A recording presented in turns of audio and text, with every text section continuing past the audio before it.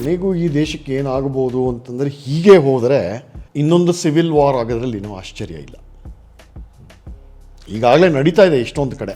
ನಾವು ಗಾಂಧಿನ ಕೈ ಬಿಟ್ಟ ದಿನ ನಮ್ಮ ದೇಶದ ನಿಜವಾದ ಇತಿಹಾಸ ನಮಗೆ ಗೊತ್ತಾಗುತ್ತೆ. ಈ is the biggest obstacle standing in the way of true Indian history.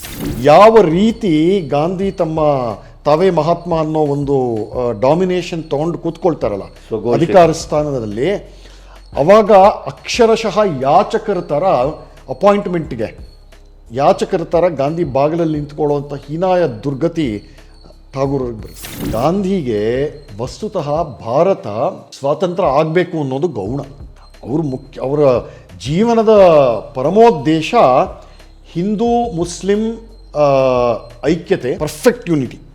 Gandhi ಏನೇನು ಮಾಡಬಾರ್ದು, ಏನೇನು ಪಾಪ ಅಂತ ಇದ್ನೋ ಅದಷ್ಟು ಮಾಡ್ತಾ ಇದ್ದೀನಿ. ಹೌದು, ಆದರೂ ಗಾಂಧಿಗೆ ನೆಹರೂನೇ ಬೇಕು.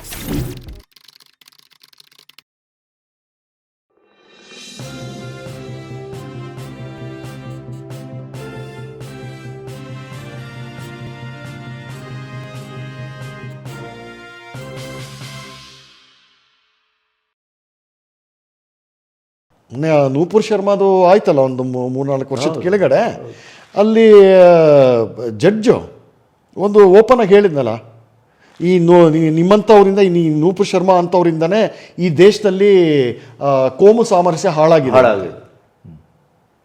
ಏನಾಗ್ತಾ ಇದೆ ಅನ್ನೋದು ರಿಯಾಲಿಟಿ ಗೊತ್ತಿಲ್ವಾ? ಕೋಮು ಸಾಮರಸ್ಯ ನೂಪುರ್ ಶರ್ಮಕ್ಕಿಂತ ಮೊದಲು ಸರಿಯಾಗಿತ್ತು ಅಲ್ವಾ? ಹೌದು.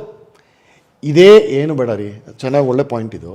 ನಿಮ್ಮ ಬರ್ಗೂರು ಇದ್ದಾರಲ್ಲ, ಅವರು ಒಂದು ಟೆಕ್ಸ್ಟ್ ಬುಕ್ಕಲ್ಲಿ ಒಂದು ಕಡೆ ಬರೆದಿದ್ದ ಅಸ್ಪಷ್ಟ ನೆನಪಿದೆ. ಬಾಬ್ರಿ ಮಸೀದಿ ಅನ್ನೋ ವಿವಾದಾಸ್ಪದ ಕಟ್ಟಡ ಇತ್ತಲ್ಲ, ಅದು ಉರುಳಿದ ಮೇಲೆ ನಮ್ಮ ದೇಶದಲ್ಲಿ ಕೋಮುವಾದದ ಕಿಚ್ಚು ಹಚ್ಚಿದ್ದು ಅಂತ ಟೆಕ್ಸ್ಟ್ ಬುಕ್ಕಲ್ಲಿ ಬರೀತಾರೆ. ಅದಕ್ಕೆ ಮುಂಚೆ ಏನು ಇರಲಿಲ್ವಾ? ಗಾಂಧಿ ಕಣ್ಣೆದ್ರೆ ಆಯ್ತಲ್ಲ ಅಲ್ವಾ? ಇಂಡಿಯಾ ಪಾಕಿಸ್ತಾನ ಡಿವೈಡ್ ಆದಾಗ ಆಯ್ತಲ್ಲ. ಇದನ್ನು ಟೆಕ್ಸ್ಟ್ ಬುಕ್ಕಲ್ಲಿ ಬರೀತಾರಲ್ಲ, ಅದು ಬಾಬ್ರಿ ಮಸೀದಿ ಬಿದ್ದಿದ್ದಕ್ಕೆ ಅಂತ ಇವೆಲ್ಲ ರೈಟ್ಸ್ ಆಗಿದ್ದು. ಅದಕ್ಕೆ ಮುಂಚೆ ಏನು ಇಲ್ಲ. ಕಾಶ್ಮೀರದಲ್ಲಿ ಆದದ್ದಕ್ಕೆ ಕಾಶ್ಮೀರ ಬಿಫೋರ್ ಬಾಬ್ರಿ ಮಸೀದಿ ಅಲ್ಲಿ ಆಯ್ತಲ್ಲ. ಅದಕ್ಕೇನು ಹೇಳ್ತಾರೆ ಇವರು ಮತ್ತೆ? ಸೊ ಇದು ನೋಡಿ, ಇದನ್ನು ಸ್ಟ್ರೀಟ್ ವೀಟು ಅಂತಾರೆ. ಅಂದರೆ ಅವಾಗ ಮತ್ತೆ ಅದಕ್ಕೆ ಬರಬೇಕಾಗತ್ತೆ ಗಣಪತಿಗಳೇ. ಯಾರು ನಿಮ್ಮ ಸ್ಟ್ರೀಟ್ಗಳನ್ನು, ಬೀದಿಗಳನ್ನು, ಅದ್ರ ಮೇಲೆ ಅಧಿಕಾರ ಇದೆ ಅಂತಂದರೆ ಅರ್ಥ ಏನು ಅಂತಂದರೆ ನಾವು ಯಾರಿಗೂ ಕೇರ್ ಮಾಡಲ್ಲ. ಪೊಲೀಸ್ ಇರ್ಬೋದು, we ready to anything. Police ಇರ್ಬೋದು, ನಾವು ಕೇರ್ ಮಾಡಲ್ಲ. KG ಹಳ್ಳಿ, DG ಹಳ್ಳಿ ಏನಾಯ್ತು? ಈಗ ಅಲ್ಲಿ ಅದರಲ್ಲಿ ಪಾಲ್ಗೊಂಡವರನ್ನೇ ಈಗ ಈ ಕಾಂಗ್ರೆಸ್ ಸರ್ಕಾರ ಏನ್ ಮಾಡ್ತಾ ಇದೆ ನೋಡ್ತಾ ಇದ್ದೇವೆ ನೋಡಿ. ಅಲ್ಲಿ ಹುಬ್ಳಿಯಲ್ಲಿ ಆ ತರದ ಮಾರಣ ಹೋಮ ಮಾಡಿದವ್ರನ್ನೆಲ್ಲ ಈಗ ನಿರಪರಾಧಿಗಳು. ಹೌದು, ಕೇಸ್ ಎಷ್ಟೋ 100 ಕೇಸನ್ನ ಖುಲಾಸೆ ಮಾಡಿದ್ದಾರೆ. 152 ಕೇಸ್. ಈಗ ಇದ್ರ ರಾಗಿಗುಡ್ಡ ಶಿವಮೊಗ್ಗ, ಅವರು ಪಬ್ಲಿಕ್ ಅಲ್ಲಿ ಶಸ್ತ್ರಾಸ್ತ್ರಗಳನ್ನ ಇಟ್ಕೊಂಡು ಬರ್ತಾರೆ. ಹೌದು, ಆ ಕೆಲವು ಏರಿಯಾಗಳಲ್ಲಿ ನೀವು ಓಡಾಡೋಕ್ಕೆ ಆಗಲ್ಲ. ಶಿವಮೊಗ್ಗಲ್ಲಿ ಅದೊಂದು ಸೇತುವೆ ಇದೆಯಲ್ಲ, ಅಲ್ಲಿಂದ ಆ ಕಡೆ ಎಲ್ಲ ಅದಷ್ಟು. ಜಮೀರ್ ಅಹಮದನ ಕ್ಷೇತ್ರದ ಕತೆ ಒಂದು ಸಂವಾದದ ಚಾನೆಲ್ ಅಲ್ಲಿ ಬಂದು ಬಿಟ್ಟಿದ್ದಾರೆ. ಅಲ್ಲಿ ಸ್ಥಳೀಯರು 250 ವರ್ಷಗಳಿಂದ ಬದುಕ್ತಾ ಇದ್ದವರು ಅವ್ರ ಮನೆಗೆ ನೇರವಾಗಿ ನುಗ್ಗುತ್ತಾ ಇದ್ದಾರೆ. ಹೆಣ್ಮಕ್ಳಿಗೆ ತಲೆ ಕೈ ಹಾಕ್ತಾ ಇದ್ದಾರೆ, ಎದೆ ಕೈ ಹಾಕ್ತಾ ಇದ್ದಾರೆ. ಯಾರಾದ್ರೂ ಮಕ್ಕಳು ವಿರೋಧಿಸಿದ್ರೆ ಹೊಡಿತಾರೆ.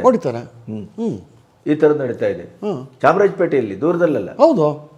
ನಾವು ಇಷ್ಟರ ಮಧ್ಯೆನೂ ಸಂದೀಪ್ ಸರ್, ನಾವು ನೆಹರು ಉಪಕೃತ ಈ ವಿಕ್ಷಿಪ್ತ ಮತ್ತು ಈ ದೇಶ ವಿರೋಧಿ ಅಥವಾ ದೇಶದ ಮೂಲಭೂತವಾದಂಥ ಸತ್ಯದ ನೆಲೆಯನ್ನೇ ಧ್ವಂಸ ಮಾಡುವಂಥ ಒಂದು ಕೆಲಸ ಏನು ನಡೆಯಿತು ಅಂತ ನೀವು ಹೇಳ್ತಾ ಬರ್ತಿದ್ರಿ. ಬಹುಶಃ ಅದನ್ನು ಮುಂದುವರಿಸ್ಬೋದಾ ಅಥವಾ ಹೇಗೆ? ಅದು ಖಂಡಿತ ಹೇಳಿ. ಈಗ ಆ ಥರದ್ದು ಈಗ ಈ ಕೊನೆಗೂ ಈ ದೇಶಕ್ಕೆ ಏನಾಗ್ಬೋದು, ಏನಾಗ್ತದೆ? ಕೊನೆಗೂ ಈ ದೇಶಕ್ಕೆ ಏನಾಗ್ಬೋದು ಅಂತಂದರೆ ಹೀಗೆ ಹೋದರೆ ಇನ್ನೊಂದು ಸಿವಿಲ್ ವಾರ್ ಆಗೋದ್ರಲ್ಲಿ ಏನೂ ಆಶ್ಚರ್ಯ ಇಲ್ಲ. ಈಗಾಗಲೇ ನಡೀತಾ ಇದೆ ಎಷ್ಟೊಂದು ಕಡೆ. ಚಿಕ್ಕ ಇದರಲ್ಲಿ ಅಖಂಡವಾಗಿ ಅಂದರೆ ಒಂದು ದೇಶವ್ಯಾಪ್ತವಾಗಿ ನಡೀತಾ ಇಲ್ಲ. 47ರಲ್ಲಿ ಆಯ್ತಲ್ಲ, ಆ ಥರ ಎಲ್ಲೂ ನಡೀತಾ ಇಲ್ಲ. ಬಟ್ ಆ ಸಂಭವ ಏನು ಹೆಚ್ಚು ದೂರದಲ್ಲಿಲ್ಲ ಅನ್ನೋದು ಸ್ಪಷ್ಟವಾಗಿ ನಮಗೆ ಗೊತ್ತಾಗತ್ತೆ. ಇದಕ್ಕೆ ಮುಖ್ಯ ಕಾರಣ, ಮತ್ತಲ್ಲಿಗೆ ಬರ್ತೀವಿ, ಹಿಂದೂ ಸಮಾಜ ಒಗ್ಗಟ್ಟಾಗಿಲ್ಲದೆ ಇರುವಂತಹ ಒಂದು ಇದಿದೆ. ಅದಕ್ಕೆ ಅಂಟ್ಕೊಂಡಿರುವಂತಹ ಇನ್ನೊಂದು ದೊಡ್ಡ ಆತಂಕಕಾರಿ ಬೆಳವಣಿಗೆ ಈಗ ಒಂದು 30 ವರ್ಷದಿಂದ ಆಗಿದೆ, 25-30 ವರ್ಷದಿಂದ. ಈ ಲಿಬರಲೈಸೇಷನ್ ಆದಮೇಲೆ ವಿಪರೀತವಾಗಿ ಹಣ ಬಂತಲ್ಲ ದೇಶಕ್ಕೆ, ಈ ಮಧ್ಯಮ ವರ್ಗ ಹಿಂದೂಗಳು ಅವರು ನಿಧಾನಕ್ಕೆ ತಮ್ಮ ಮೂಲಗಳಿಂದ ಬೇರೆಗಳಿಂದ ಕಟ್ಟಾಗಿ, ಹೌದು, ಎಷ್ಟೊಂದು ಜನ ವಿದೇಶಿಗಳಿಗೆ ಈ ಬಸವನಗುಡಿ, ಜಯನಗರ, ಮಲ್ಲೇಶ್ವರ ಇಲ್ಲೆಲ್ಲ ಯಾರು ಇಲ್ಲ, 2-3 ತಲೆಮಾರು ಔಟು. ಹೌದು, ಎಲ್ಲ ಮನೆಗಳೆಲ್ಲ ಮಾರ್ಕೊಂಡು ಹೋಗಿದ್ದಾರೆ. ಹೌದು. ಮನೆ ಯಾರಿಗೆ ಮಾರ್ತೀರಾ? ಅವ್ರಿಗೆ ಮಾರಬೇಕು, ಅಥವಾ ಬೇರೆಯವ್ರಿಗೂ ಮಾರ್ಬೋದು. ಆದರೆ ನಿಮ್ಮ ಆ ಸ್ಥಳೀಯದ ಒಂದು ಸೊಗಡು, ಒಂದು ವಾತಾವರಣ ಇತ್ತಲ್ಲ, ಅದು ಹೋಯ್ತು. ಆಮೇಲೆ ಇವ್ರಿಗೆ ಧರ್ಮದ ಯಾವ ಜ್ಞಾನನೂ ಇಲ್ಲ, ಬರೀ ಅರ್ಥ, ದುಡ್ಡು. ಅರ್ಥ. ಈಗ ಧರ್ಮ, ಅರ್ಥ, ಕಾಮ, ಮೋಕ್ಷ ಇದೆ. ಇವ್ರಿಗೆ ಬರೀ ಅರ್ಥ ಇದೆ, ಧರ್ಮ ಇಲ್ಲ, ಅದರ ಪರಿಜ್ಞಾನನೂ ಇಲ್ಲ. ಕಾಮ ಇದೆ, ಅದ್ರ ಅರ್ಥದ ಜೊತೆ ಬರುತ್ತೆ ಅದು. ಮೋಕ್ಷದ ಪ್ರಶ್ನೆ ಅಲ್ಲ, ಧರ್ಮದ ಪ್ರಶ್ನೆನೇ ಇಲ್ಲ ಅಂದ್ರೆ ಮೋಕ್ಷಕ್ಕೆ ಎಲ್ಲಿಗೆ ಅದು ಡಿಲೀಟೆಡ್. ಧರ್ಮದ ಪರಿಕಲ್ಪನೆನೇ ಇಲ್ಲ ಅಂದರೆ ನಿಮಗೆ ಮೋಕ್ಷ ತನಕ ಯಾತಕ್ಕೆ ಹೋಗ್ತೀರಾ? ಸೊ ಈ ಒಂದು ಎರಡು ಜನರೇಷನ್ ಹಿಂದೂಗಳು ತಯಾರಾಗಿದ್ದಾರೆ. ಬಟ್ ಅದು ಅವ್ರಿಗೆ ಇವೆಲ್ಲ ಬೇಕೇ ಇಲ್ಲ. ಆದ್ರೆ ನಮ್ಮ ಎದುರುಗಡೆಯವರು ಆ ಧರ್ಮದ ಇದನ್ನೇ ಹೆಚ್ಚು ಗಟ್ಟಿ ಮಾಡ್ಕೊಳ್ತಾ ಇದ್ದಾರೆ. ಅವರ ಜನರೇಷನ್ ಮಗು ಕೂಡ ಇವತ್ತು ಮೋದಿ ಅವರು ಬೈತಾರೆ. ಒಂದು ಹೆಣ್ಣು ಮಗಳು ಪೊಲೀಸರು ಇದು ಕತ್ತಿ ಹಿಡಿತದೆ. ಹೌದು. ಸೊ ಇದು ತಯಾರಾಗಿರ್ಬೇಕು ನಾವು, ಇಲ್ಲಾಂದರೆ ಕಷ್ಟ ಆಗುತ್ತೆ. ನಿಮ್ಗೆ ಒಳ್ಳೆ ಜಾಬು, ಇನ್ನೊಂದು ಡ್ಯೂಪ್ಲೆಕ್ಸ್ ಅಪಾರ್ಟ್ಮೆಂಟು, ಪೆಂಟ್ ಹೌಸ್ಗಳು, ಯಾವುದು ನಿಮ್ಮನ್ನು ಸುರಕ್ಷಿತವಾಗಿ ಉಳಿಸೋದಿಲ್ಲ. 1,000 ಜನ ಒಂದು ಅಪಾರ್ಟ್ಮೆಂಟನ್ನು ಸುತ್ತಾಕ್ತಾರೆ ಅವಾಗ ನೋಡಿ. ಈ ಥರ ಮಾತಾಡಿದ್ರೆ ನಾವು ಕೋಮುವಾದಿಗಳು ಅಂತ ಹಣೆಪಟ್ಟಿ ಕಟ್ಟುವಂಥ ಒಂದು ದುರ್ದೈವ ಇದೆ.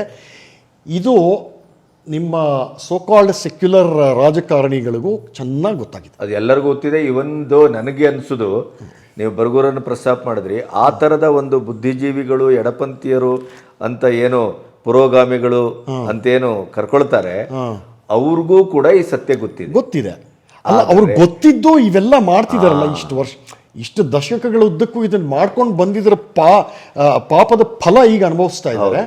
ಬಟ್ ಈಗೇನು ಮಾಡೋಕ್ಕಾಗಲ್ಲ. ಬಟ್ ಕೊನೆಗೂ ಅವರ ಕುಟುಂಬಗಳು ಇದ್ರ ಖಂಡಿತ ಸರ್. ಹೆಂಗ ಈಗ ಅದ್ರ ಹೊರತು ಹೇಗಿರ್ತಾರೆ, ಅದ್ರ ಹೊರಗಡೆ ಹೇಗಿರ್ತಾರೆ? ಇದು ಇದ್ದಕ್ಕೂ ಮಾಡ್ಕೊಂಬಂದ್ರಲ್ಲ. ಮತ್ತದೇ ಚರ್ಚೆಲಿ ಹೇಳ್ತಾನೆ ಅಪೀಸ್ಮೆಂಟ್ ಬಗ್ಗೆ, ತುಷ್ಟೀಕರಣ. Appeasement is like feeding a crocodile in the hope that it will eat you the last. Correct. ಇದನ್ನು ನೋಡಿ, ಪಾಪ್ಯುಲೇಷನ್ ಎಕ್ಸ್ಚೇಂಜ್ ಆಗಲಿಲ್ಲ, ಅಥವಾ ಈ ಸೆಕ್ಯುಲರಿಸಮ್ ಭೂತ ಅಂತ ನಮ್ಮ ನವಾಬ್ ನೆಹರು ಅವರು ಹಿಡಿದೇ ಹೋಗಿ ಎಲ್ಲ ಅನರ್ಥ ಪರಂಪರೆಗಳಿಗೆ ಇವೆಲ್ಲ ಮೂಲ ಎಲ್ಲಿದೆ ಅಂದರೆ ಗಾಂಧಿಗೆ ಬರಬೇಕಾಗುತ್ತೆ. ಹೌದು. ನೀವು ಗಾಂಧಿಯ ತಪ್ಪುಗಳನ್ನು ಒಂದು ಸೀರೀಸ್ ಮಾಡ್ತಾ ಇದ್ದೀನಿ. ಅಲ್ಲ, ನಮ್ಮೊಟ್ಟಿಗೆ ಹಂಚ್ಕೋಬೋದಲ್ಲ? ಖಂಡಿತ. ಒಂದೊಂದಾಗಿ ಅದನ್ನು ಹೇಳ್ತಾ ಹೋಗ್ಬೋದು ಕಾಣುತ್ತೆ. ಖಂಡಿತ. ಈಗ ಬಹುಶಃ ಈ ಸಂದರ್ಭದಲ್ಲಿ ಅದನ್ನು ಸೂಕ್ತ ಅಂತ ಅನಿಸ್ತದೆ. ಹೌದು. ಈಗ ಒಂದು ಸ್ಥೂಲವಾಗಿ ಹೇಳೋ ಹಾಗಿದ್ದರೆ, ಎಲ್ಲಿವರೆಗೆ ನಮ್ಮ ಈ ಗಾಂಧಿ ಭಜನೆ ಮಾಡ್ತಾನೆ ಇರ್ತೀವಿ ಅಲ್ಲಿವರೆಗೆ ಆಗಲೇ ಹಿಂದೂಗಳು ಒಂದು ಆಂತರಿಕವಾಗಿ, ಮಾನಸಿಕವಾಗಿ ದೌರ್ಬಲ್ಯಗೊಂಡಿದ್ದಾರೆ. ಕ್ಲೈಬ್ಯ ಬಂದಿದೆ. ಇದಕ್ಕೆ ಮೂಲ ಕಾರಣ ಗಾಂಧಿ. ಓಕೆ, ಇಲ್ಲಿ ನಾವು ಗಾಂಧಿನ ಕೈ ಬಿಟ್ಟ ದಿನ ನಮ್ಮ ದೇಶದ ನಿಜವಾದ ಇತಿಹಾಸ ನಮಗೆ ಗೊತ್ತಾಗುತ್ತೆ. He is the biggest obstacle standing in the way of true Indian history. ನನಗೆ ಅನಿಸೋದು ಸರ್, ನೆಹರು ಪಡೆ ಗಾಂಧಿಯನ್ನು ಮಹಾತ್ಮನಾಗಿಸಿದ್ದು, ಫಾದರ್ ಆಫ್ ದ ನೇಷನ್ ಆಗಿಸಿದ್ದು ಪ್ರಾಯಶಃ ಈ ದೃಷ್ಟಿಕೋನ ಇಟ್ಕೊಂಡೇ ಮಾಡಿರ್ಬೋದಾ? ಅಂದರೆ ಗಾಂಧಿಯನ್ನು ಎದುರಿಟ್ರೆ, ಗಾಂಧಿಯನ್ನು ನಮ್ಮ ರಕ್ತಗತಗೊಳಿಸಿದರೆ, ಗಾಂಧಿಯನ್ನು ನಮ್ಮ ಭಾವದ ಎಲ್ಲ ಚೀಲಗಳಲ್ಲೂ ತುಂಬಿಸಿದರೆ, ಆ ಗಾಂಧಿ ಗುಂಗಲ್ಲಿ ನಾವು ಎಷ್ಟು ಕಾಲ ಇರ್ತೇವೋ ಅಷ್ಟು ಕಾಲ ಅವರು ಸುಭದ್ರವಾಗಿ ಆಳಬಹುದು. ಅಧಿಕಾರ. ಕರೆಕ್ಟ್. ಆದರೆ ಗಾಂಧಿಗೆ ಮಹಾತ್ಮ ಅನ್ನೋ ಬಿರುದು ಕೊಟ್ಟಿದ್ದು ರವೀಂದ್ರನಾಥ್ ಠಾಕೂರರು.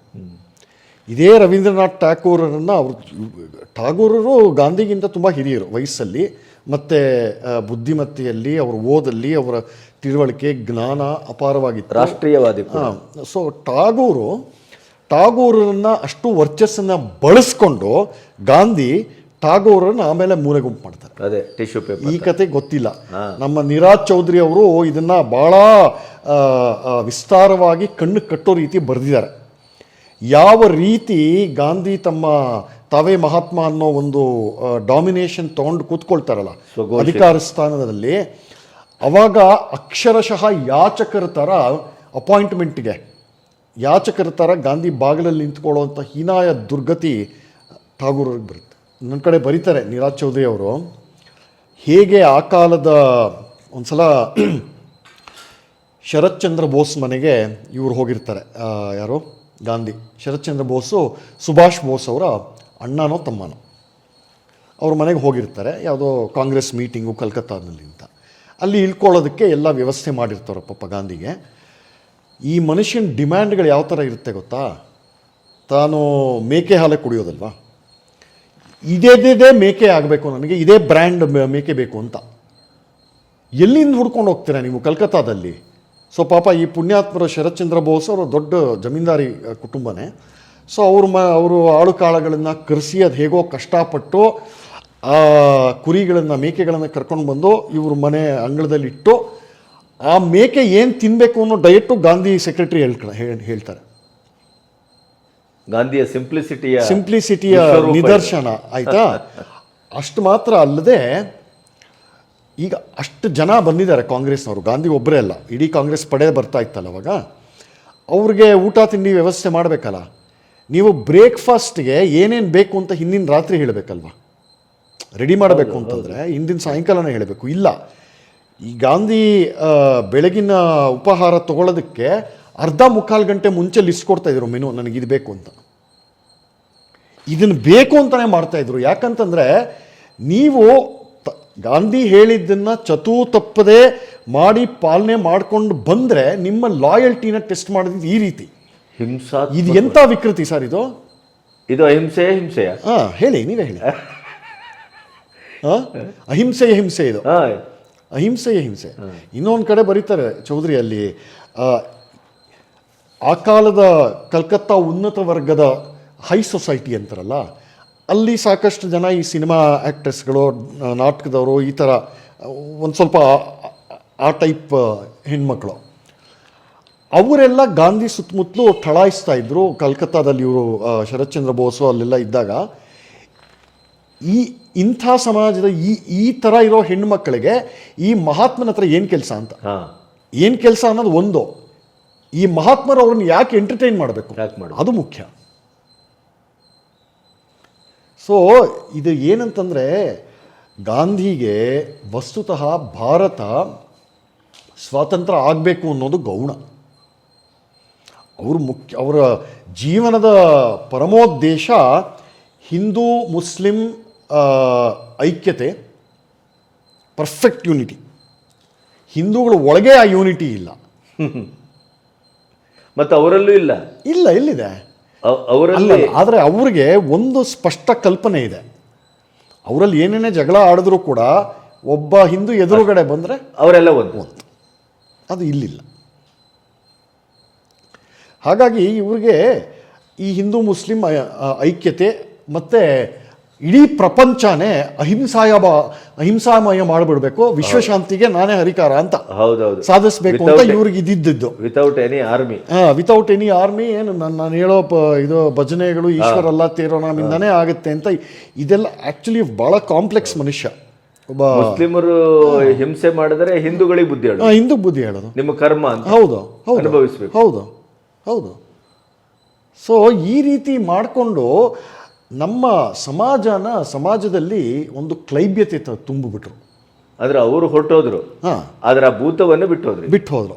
ಸೊ ಗಾಂಧಿ ಸಾವಿಂದ ಅದನ್ನು ತುಂಬ ಬ್ಯೂಟಿಫುಲ್ಲಾಗಿ ಅದನ್ನು ರಸ ಹಿಂಡಿದ್ದು ಗಾಂಧಿ ಅನ್ನೋಂಥ ಒಂದು ಏನಿದೆ ಅದೊಂದು ಪರ್ಸನಾಲಿಟಿ, ಅವರು ಒಂದು ಆ ಮಹಾತ್ಮತೆ, ಗಾಂಧಿ ಮಹಾತ್ಮ್ಯ, ದೇವಿ ಮಹಾತ್ಮ್ಯ ಥರ ಆ ಮಹಾತ್ಮ್ಯದ ಇಡೀ ಲಾಭವನ್ನು ಅಷ್ಟನ್ನು ಹಿಂಡ್ಕೊಂಡಿದ್ದು ಯಾರು ಅಂತಂದರೆ ನವಾಬ್ ನೆಹರು.